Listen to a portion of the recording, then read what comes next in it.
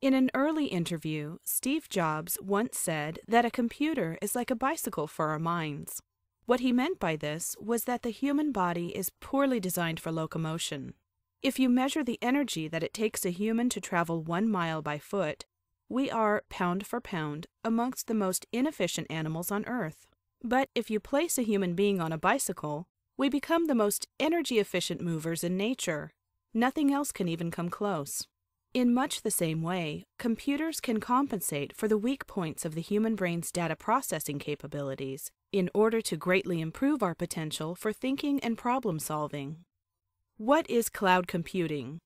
These days, it seems like every new IT headline has something to do with this new technology called cloud computing.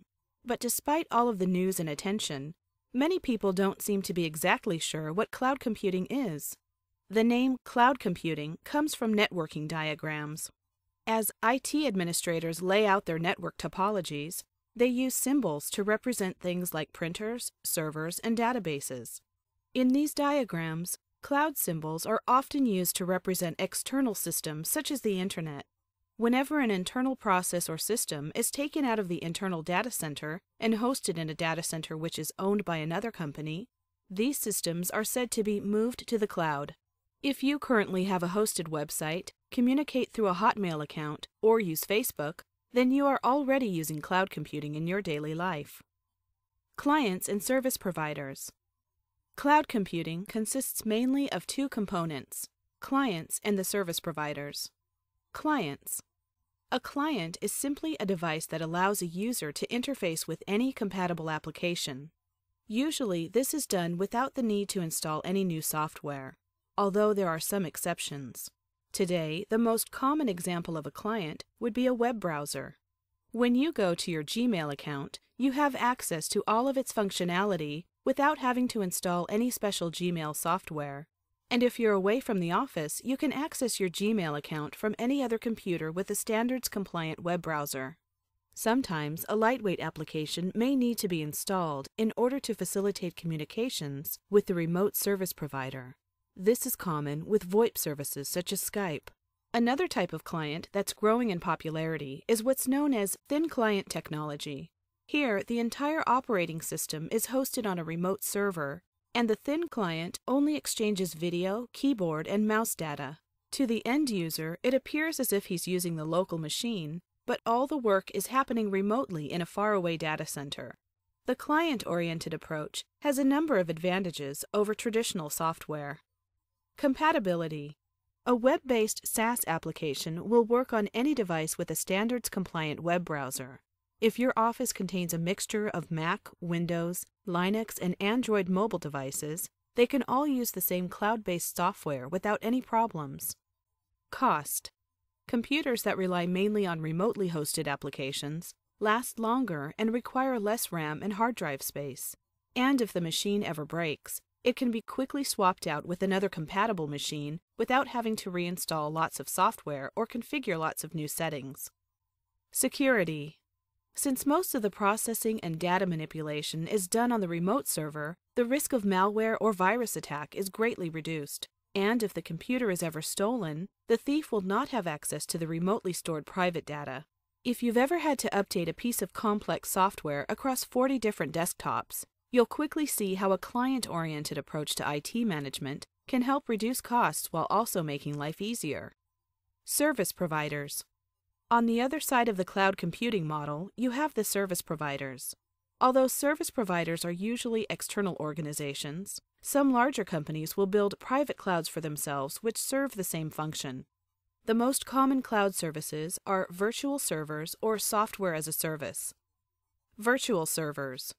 Unlike physical servers which must be purchased, installed, and maintained, virtual servers are rented on a pay-as-you-go basis, and you can instantly assign resources as needed with almost unlimited scalability. Instead of driving to the office and taking 30 minutes to install a new hard drive into a physical box, an IT administrator can add more capacity within seconds using his iPhone while sitting at home. Software as a service. Another way of using the cloud would be through software as a service. Here, instead of renting an actual virtual machine, you are paying for access to a remotely hosted computer program or data feed.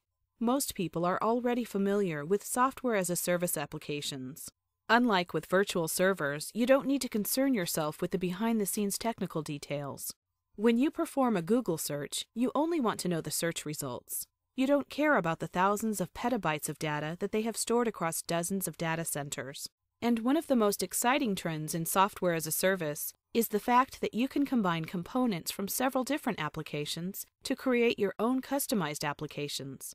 A cloud computing application can consist of a single program, or it can be a mashup of multiple systems that share code and resources. Even a simple message board website will often be a mashup of many different services and components. You visit the site, which is hosted at a web hosting company. An ad-serving network such as DoubleClick manages the ads which appear on the site. You log in using Facebook to make a comment. You post videos in your message using an embedded YouTube player. The website's statistics are tracked using Google Analytics. Just by visiting a single website, you've used 5 different cloud computing services without even thinking about it. This capability is part of the reason why the term service-oriented architecture has become so popular in recent years. For businesses, this means faster design and deployment of secure, consistent, error-free custom application by recycling and combining components from various systems. Why is this so important? One of the most important ways that companies benefit from cloud computing is in the way that computing power now becomes a pay-as-you-go commodity service without any sunk costs or capital investment. In the early days of the Industrial Revolution, every factory had to purchase machinery to produce its own power. This meant that big companies could secure monopolies by locking out their smaller competitors who could not afford steam power or other in-house energy production. But once the power grid was created, everyone had cheap, easy access to energy. This led to an explosive growth in innovation, as smaller entrepreneurs were now able to compete without having to invest heavily in power generation. In much the same way, cloud computing has allowed innovative shoestring entrepreneurs to create software-as-a-service alternatives that can compete with the biggest names in the industry. For the IT administrators, cloud computing offers a number of attractive benefits. Maintenance. With cloud computing, organizations only pay for the benefit of an application without having to deal with things such as maintenance costs, licensing fees, or software and hardware upgrades. It's really pretty amazing the amount of service that you get with a $10 a month web hosting account. Reliability and security. Because hosted cloud providers must manage thousands of client accounts, they invest heavily in making sure that their servers are secure and that redundant hosting facilities are ready to take over in the event of an outage. Also, the internet is incredibly robust and bandwidth is constantly improving. If a small office burns down, it's a simple matter to move your operations to a secondary office or even have employees work from home. Synchronization. Although you don't hear much about this benefit yet, it will become more important as mobile computing continues to grow. In the future, mobile computing and geographically distributed offices will become the norm. When you send an email from your iPhone, it will appear in the Sent Items folder of your laptop and your tablet PC. How will companies back up their systems when work is done on 100 laptops in 70 different locations? Cloud backup providers have already thought of this and created solutions for tomorrow's problems. Resource utilization. Right now, most of the hardware in your data center is underused. You've got hard drives at 30% capacity and processors which will only ever use 20% of their full potential processing capability. With cloud computing, you only pay for what you need, and you save money by sharing unused capacity with others in a multi-tenant environment. You can't walk into a computer store and buy a 342 gig hard drive, but in the cloud it's possible. Scalability. With cloud computing, resource provisioning can be done quickly with the click of a mouse. By filling out an online form, you can scale the size of your data center tenfold overnight. Without cloud technology, this type of provisioning would require several months, a complete server room overhaul, a significant capital investment, and buy-in from your finance department. Cloud computing is not new. Oracle CEO Larry Ellison has been quoted as saying the following about cloud computing. I read these articles and I have no idea what people are talking about. Now maybe I'm an idiot. I mean, it's really just complete gibberish. In order to understand what he meant by this, you need to look back at the history of cloud computing. From a technical point of view, there is really nothing new about cloud computing. Back when mainframe servers were too expensive to own, the only way you could get access to one would be to rent computing time on the mainframe and access it using a modem and terminal. And even back in the late 1990s, you could still access cloud-based applications such as email or web hosting over the internet. So, if cloud computing has been around for so long, then why are we just hearing about it now? As I've said before, there is nothing technologically new about cloud computing. What's really changed in recent years has been the available resources and society's attitudes towards technology. These are all external things that happen outside of the IT department. Over the past few years, worldwide bandwidth growth has allowed anyone with access to a computer to do business internationally.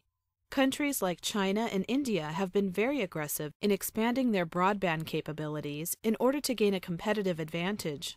And this has forced all other countries to invest heavily in their online infrastructure in order to remain technologically competitive. At the same time, we're also seeing the emergence of digital natives. This latest generation of employees have never known a time without internet. They are very tech-savvy and prefer social networking over email, chat, phone, or even face-to-face interaction. Society is changing its attitude towards computing. For the past 50 years, most conversations around computing were very technically focused.